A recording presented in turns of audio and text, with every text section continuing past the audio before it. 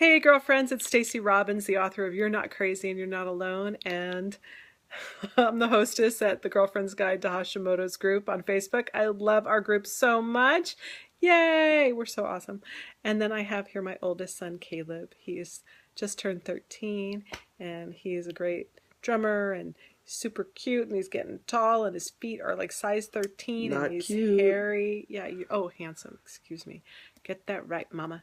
So anyway, Caleb, do you want to say anything to the ladies? Anything to the ladies.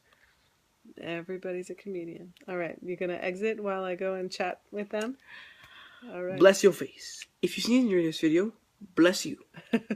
Peace off. Okay. All right. Anyway, so I had asked you guys to post questions on the Girlfriend's Guide group, and this one is from Anita. She wants to know, how do you develop a routine that allows for strictness of diet, supplements, etc. that we need when your job doesn't allow for that kind of structure? So, okay. Here's the deal. The short and hopefully not sassy, but hopefully short and succinct thing that I want to say is this. Once you are committed, everything in your world ends up supporting your commitment. And until you're committed, everything outside of you shows up as an excuse or a sabotage. So that's the first thing that I would look at if we were in a conversation, if I were in any kind of coaching conversation with anybody who asked me that question. I would say, okay, where's your commitment at? Like, how committed are you? Because I know once I got committed to being gluten-free, and it was like, I'm being gluten-free no matter what, I just made that happen. Once I made the commitment to dairy-free, that I just made that happen. But before that, until I had made a commitment, everything else was just like back and forth and unstable. And it looked like life was just sabotaging me. So when I got into the place where I was setting my phone because I knew I had to eat every 3 hours, and that at every 3 hours I was taking, let's say, 2 supplements. When I did that, I just made that happen in my life, whether I was on a plane, in a car, whether I was at a meeting, whether I was at home with the kids, on vacation, it didn't matter. I've traveled all over the country with these kind of commitments, and once I was committed, I just made it happen.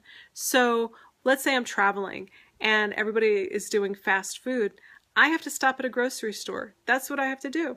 I stop at a grocery store and I get the container of organic arugula. I'll get a container of olive oil and sea salt and the organic berries, and I'll get some nitrate-free meats or a plain roasted chicken, and that becomes my meal. And I just make it happen because I can't travel 3,000 miles or 5,000 miles away and then be totally blown out because I ate crappy food. Like, I have to be responsible within my job to keep my health. And so I just prepare and I go to places that I need to go, like a grocery store instead of a fast food place. When I'm at a restaurant with clients, I order my fish exactly how I want it. I say, I want this broiled with olive oil only and garlic only and sea salt. Like, I just get very specific on what I want and need for my health. And then the world supports that. It reminds me of Robert Downey Jr. when he was on Oprah, and she was showing this montage of all these mugshots behind her on the screen, and it was of him getting arrested for DUIs, for drugs, for whatever, all the crazy things he was going through, and he was in rehab for all these years, and he's like nodding, and here he is sitting in front of this montage going on, and he's in a different place because he's sober now. And when the montage ends, Oprah goes, "Wow," and he goes, "Yeah." He goes, it was really easy to get off drugs and alcohol. And she's looking at this whole collection of photos and videos that would totally, say the opposite, because it looked anything but easy to get off that stuff. And he goes, "No, really, it was easy." He said the hard thing was to decide to get off of it. And I really think that's where the power is. Once we make the commitment and once we communicate to the powers that be, we usually end up finding a way. And I think that when you're as valued as you are at your job, they end up supporting a commitment that you already have. So being committed and communicating.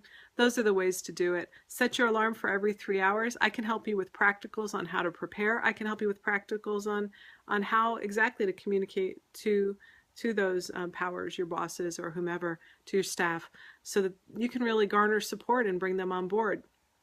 But that's my basic answer. Look at your commitment and then communicate it. So that's it. All right, girlfriends. Love our group. Love you guys so much. Sending you love and sloppy wet kisses.